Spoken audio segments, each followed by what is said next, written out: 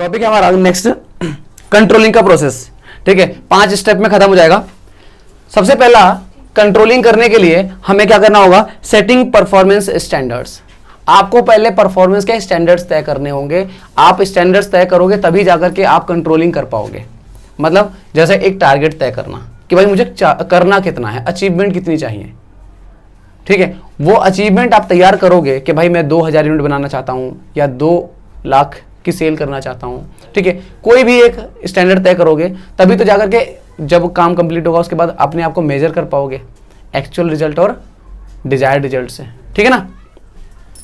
The first step of controlling is set performance standard. Standard are those criteria on the basis of which the actual performance is measured. Standards क्या होते हैं कि एक standard तय कर दिया जाता है कि भाई हम जो है ये मान करके चल रहे हैं कि हम इस महीने पूरा काम करेंगे तो 20,000 यूनिट बना लेंगे। ये क्या कहलाएगा, ये स्टैंडर्ड तय कर दिया हमने। अब जब महीना पूरा होगा तो हम लोगों ने देखा कि भाई जितना कंप्लीट हुआ हो सकता है 20,000 कंप्लीट हो जाए, हो सकता है ज्यादा हो जाए, हो सकता है कम हो जाए। तो कंपैरिजन तो तब करोगे ना जब आपने पहले से स्टैंडर्ड तय कर रखे होंगे। ठीक है, तो सबसे पहला काम क्या है आपका कि स्टैंडर्ड्स सेट करने हैं। ठीक है जी।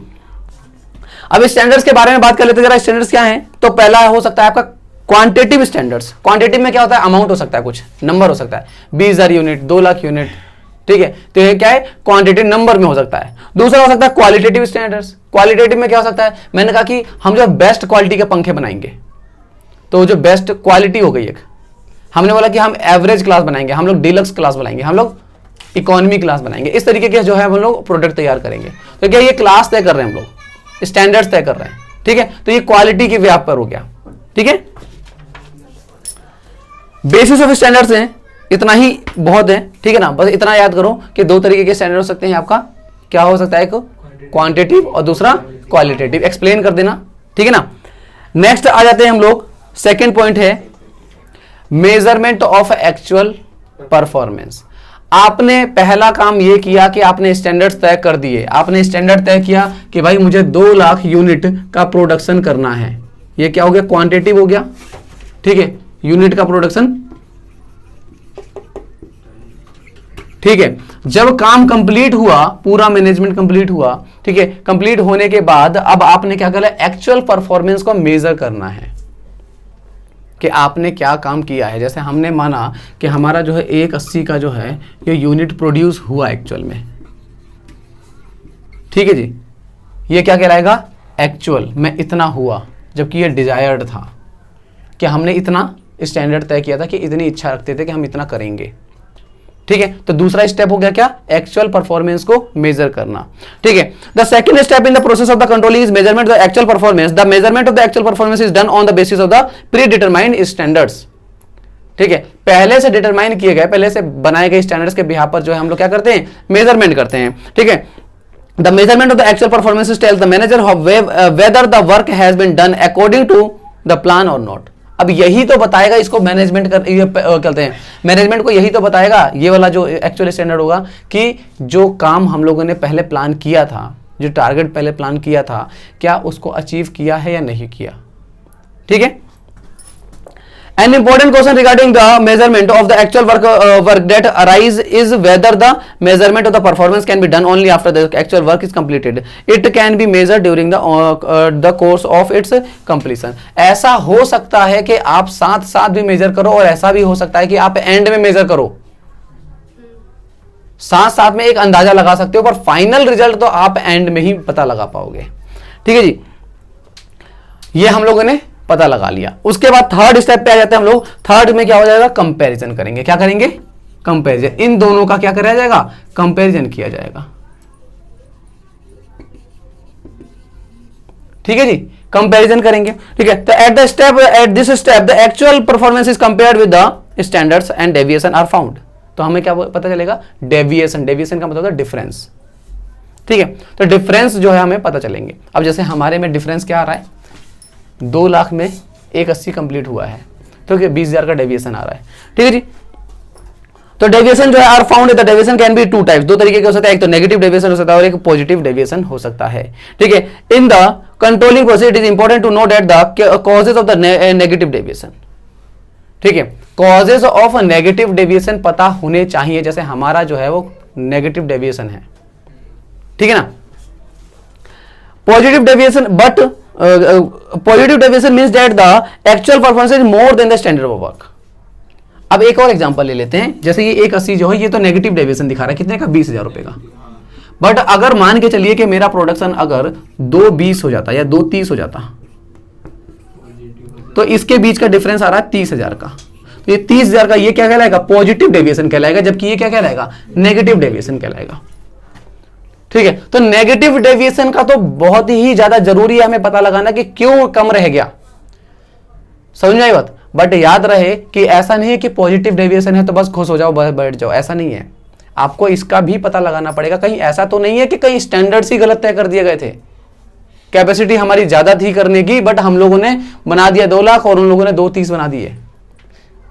आई बात समझ में। ठीक है, तो दोनों ही केसेस में हम लोग क्या है, डेविएशंस को, कॉजेज को, या जो रीजन है उसके पीछे, वो रीजन जानने की कोशिश करते हैं। ठीक है, अब जरा देखिए जी, 4th पॉइंट है एनालाइजिंग द डेविएशन। अब डेविएशन को एनालाइज किया जाएगा, जो डेविएशन आ रहे हैं वो डेविएशन को एनालाइज किया जाता है। क्या क्या हो सकता है, at this stage deviation and analyse in the analyse deviation following things are studied. पहला हो जाएगा, इज स्टैंडर्ड बीइंग अटेन्ड, क्या जो स्टैंडर्ड्स तय किए गए थे उसको अटेन कर पाए या नहीं कर पाए। 2 लाख का टारगेट था, तो 2 लाख के टारगेट को आप अचीव कर पाए हो या नहीं कर पाए हो, पहले तो आप ये चेक करोगे। उसके बाद इज डेविएशन एक्सेप्टेबल, अगर नहीं कर पाए हो तो डेविएशन है, समझ में आया, मतलब अंतर रह गया है, तो क्या अंतर एक्सेप्टेबल है। हमारे में 20,000 का डिफरेंस है, तो क्या 20,000 का डिफरेंस एक्सेप्टेबल है या नहीं है। अगर एक्सेप्टेबल है तो चलो कोई बात नहीं, ठीक है, थोड़ा सा इस पे हम मेहनत करेंगे, नेक्स्ट टाइम ध्यान देंगे। बट अगर एक्सेप्टेबल नहीं है तो फिर रीजन जानना पड़ेगा कि क्यों कमी रह गई। हमारे केस में 20,000 बहुत बड़ा अमाउंट हो गया, तो हम एक्सेप्टेबल नहीं है हमारे लिए ये। अगर यही 1-2 हज़ार यूनिट का कम होता तो फिर सोचा अरे कोई बात नहीं, वो तो हो जाता है, नेक्स्ट टाइम में कवर कर लेंगे, ठीक है ना। तो सेकंड पॉइंट क्या है कि इस डेविएशन एक्सेप्टेबल है या नहीं है। अच्छा, वो नेगेटिव भी हो सकता है, पॉजिटिव भी हो सकता है। मैं 2 बना के चल रहा था, पर 2,02,000 हो गया, 2,05,000 हो गया, ठीक है, तो 2-4-5,000 रुपए अगर जो ज्यादा हो गया तो वो देखा जाएगा कि चलो ठीक है एक्सेप्टेबल है या नहीं है, वो चीज देख सकते हो। दोनों ही केस में हो सकता है, नेगेटिव में भी और पॉजिटिव में भी, ठीक है ना। नेक्स्ट है इज स्टैंडर्ड एक्सेप्टेबल। अगर आपका डेविएशन एक्सेप्टेबल नहीं है तो आपको यह तय करना है कि क्या स्टैंडर्ड एक्सेप्टेबल है। मतलब कहने का यह है कि मैंने ये वाले केस में अगर मैं बात करूं तो मेरा 20,000 का यूनिट का डिफरेंस रह गया, तो 20,000 के स्टैंडर्ड 20,000 का यूनिट डिफरेंस रह गया, तो अब मुझे ये देखना पड़ेगा कहीं ऐसा तो नहीं है कि स्टैंडर्ड ही गलत तय कर दिया था, बहुत ज्यादा हाई स्टैंडर्ड तय कर दिए गए थे कि इतना डिफरेंस रह गया, या बहुत ज्यादा लो स्टैंडर्ड तय कर दिए गए थे कि इतना आगे चलेगा और इतना डिफरेंस आ गया। तो अब स्टैंडर्ड्स को भी चेक किया जाएगा कि स्टैंडर्ड्स एक्सेप्टेबल है या नहीं है, ठीक है। उसके बाद रिवाइजिंग द स्टैंडर्ड्स, अगर है स्टैंडर्ड्स में कोई कमी रह गई है तो क्या करोगे, स्टैंडर्ड्स को दोबारा से रिवाइज कर दोगे, मतलब दोबारा से नया स्टैंडर्ड तय कर दोगे, ठीक है जी। तो ये हो गया आपका 4th पॉइंट, मतलब एनालाइजिंग डेविएशन। डेविएशन को एनालाइज हम लोगों ने कर लिया, एनालाइज करने के लिए 4 पॉइंट है, ठीक है। उसके बाद आ जाएगा, ठीक है, डेविएशन टॉलरेंस लिमिट। एक अलग से पॉइंट है कि कितने लेवल तक आप डेविएशन को टॉलरेंस कर सकते हो, ठीक है ना। तो इसके अंदर ना 2 प्रिंसिपल दे रखा है, एक तो क्रिटिकल पॉइंट कंट्रोल दे रखा है, ठीक है, और एक है मैनेजमेंट बाय एक्सेप्शन, ठीक है। दोनों के बारे में हम लोग थोड़ा सा पढ़ लेते हैं। It refers to that the concept of the management which holds the instead of all activities. Management से focus its attention on the only important activities. देखो जी क्या कह रहा है कि अगर deviation are examined in the light of the predetermined deviation tolerance limit, if the deviation are within limit they can be avoided. अगर एक लिमिट के अंदर है तो उनको अवॉइड किया जा सकता है, थोड़ा बहुत अगर डिफरेंसेस है तो उसको अवॉइड कर सकते हो, उसको छोड़ सकते हो, ठीक है ना। But if they cross the limit, they should be reported to the higher level management without any delay. अगर ज्यादा डिफरेंस है तो क्या करना पड़ेगा, हाई लेवल के मैनेजर जो होंगे आपके, ठीक है, उनको जल्दी से जल्दी बताना पड़ेगा कि भाई इतना डिफरेंस आ रहा है, ठीक है ना। These are the 2 important principles regarding this point. अब यहाँ पे 2 पॉइंट आ गए। तो पहला पॉइंट है आपका principal of critical point control. जब आप जाकर के हाई लेवल के मैनेजर से जाके ये बात बताओगे कि डेविएशन जो है वो एक्सेप्टेबल नहीं है, बहुत ज्यादा डिफरेंस रह गया है, तो वहां तक बात पहुंचेगी। अब वहां जब बात पहुंचेगी तो इसके पीछे दो लॉ काम करेंगे, उसको किस तरीके से कंट्रोल करना है। It is neither economical nor easy to have the check on the all the activities of the organisation, hence the activities should be determined which are the important to success of an organisation, these are known as key result areas. ये जो हम लोग principle पढ़ रहे हैं, principle of critical point control, इसके अंदर क्या किया जाएगा कि जितनी भी एक्टिविटी ऑर्गेनाइजेशन के अंदर हो रही है, हायर लेवल मैनेजर के पास इतना टाइम नहीं है कि वो सारी की सारी एक्टिविटीज में नजर रख सके। तो वो जो बहुत ज्यादा इंपॉर्टेंट है, जो मैनेजमेंट, जो ऑर्गेनाइजेशन की सक्सेस के लिए बहुत ज्यादा जरूरी है, उनको वो कंट्रोल करने लग जाएगा, उनकी देखरेख वो करेगा। ठीक है ना। It means that the manager should not be involved in the small insignificant activities, but should pay more attention to those activities where unfavorable result can cause heavy loss. ठीक है, मतलब कहने का ये है कि इस जो लॉ है, ये जो लॉ बताया मैंने, इस लॉ के तहत अब क्या करेगा मैनेजर, छोटी छोटी एक्टिविटीज पे से अपना ध्यान हटा करके उन एक्टिविटीज के ऊपर ज्यादा फोकस करेगा जिनकी वजह से ऑर्गेनाइजेशन को बहुत बड़ा लॉस हो सकता है। ठीक है। In this reference, it said that an effort to control everything may end up in the controlling nothing. तो इस वाला ये जो लॉ है, वो लॉ क्या कहता है समरी शॉर्ट फॉर्म में, कि अगर आप हर चीज को कंट्रोल करने चलोगे तो आप किसी भी चीज को कंट्रोल नहीं कर पाओगे। ठीक है ना। An effort to control everything, अगर हर चीज को कंट्रोल करने के लिए एफर्ट करोगे तो मैं एंड अप, ये कहां पे जाके खत्म होगा, किसी भी चीज के ऊपर कंट्रोल नहीं बना पाओगे।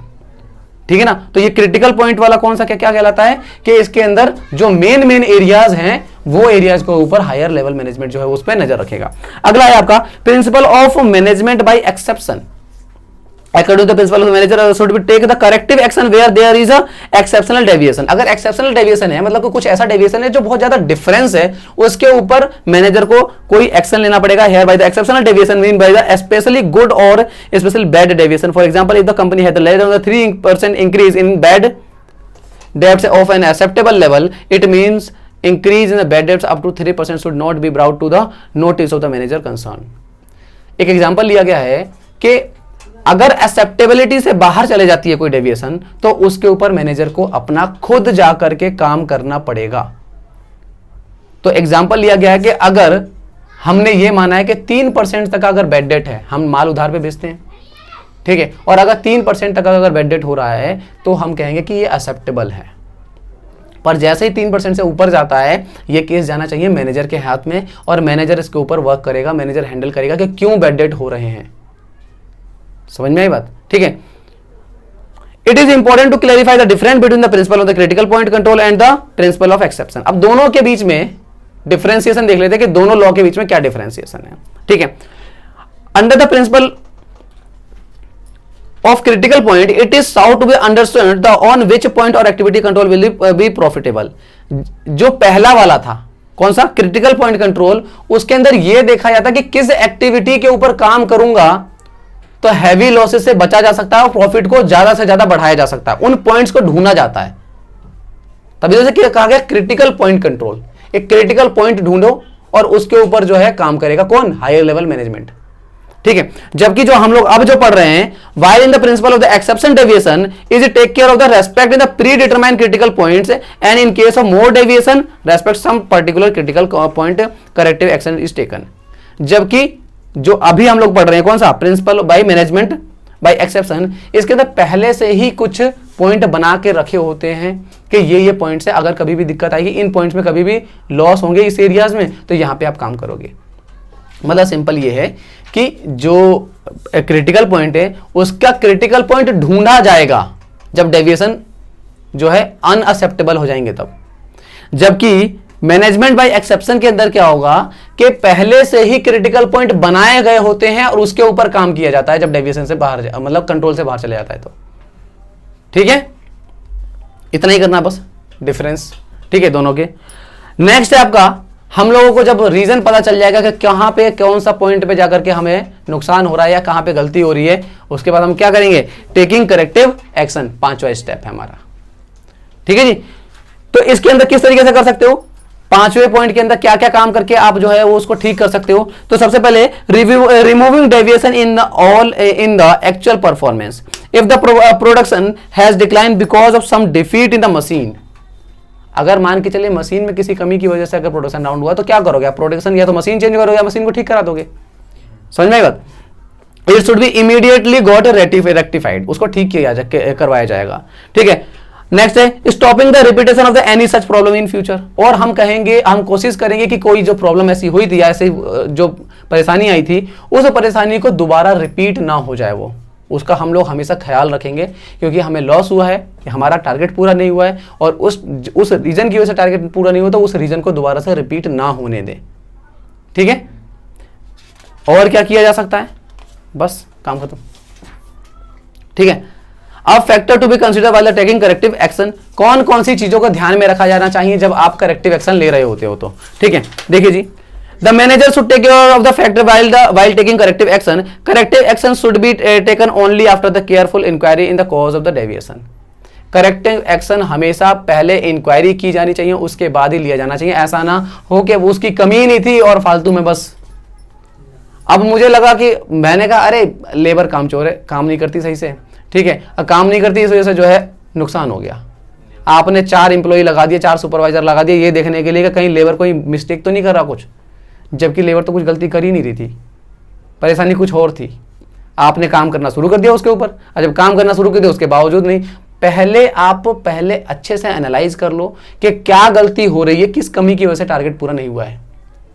समझ में आई बात? उसके बाद ही करेक्टिव एक्शन लेने चाहिए। सेकंड है, if the wrong standard have been determined they should be modified. अगर स्टैंडर्ड्स गलत तय कर दिए गए थे तो आप उसको ठीक कर दो। Corrective action should be taken only by the manager who is directly connected with the worker. ठीक है, उस मैनेजर के द्वारा ही करेक्टिव एक्शन लेने चाहिए जो हमेशा उस काम को कर रहा था। समझ में आई बात? अब प्रोडक्शन डिपार्टमेंट के अंदर अगर कोई गड़बड़ी हो रही है तो आप बोर्ड ऑफ डायरेक्टर से करेक्टिव एक्शन मत लिवाओ, उनको थोड़ी ना पता है कि वहां पे काम कैसे हो रहा था। समझ में आई बात? ठीक है, नेक्स्ट है, action should B immediately taken so that the loss can be avoid in the future. जल्दी से जल्दी एक्शन लिया जाना चाहिए। ठीक है, करेक्टिव एक्शन लिया जाना चाहिए ताकि जो है फ्यूचर में लॉस दोबारा ना हो जाए। ठीक है, if necessary change should be introduce in the policies procedure and rules. अगर जरूरत पड़े तो पॉलिसी प्रोसीड्यूर एंड रूल्स के में भी आपको कोई बदलाव करना पड़े तो बदलाव किए जाने चाहिए। ठीक है, कंप्लीट है।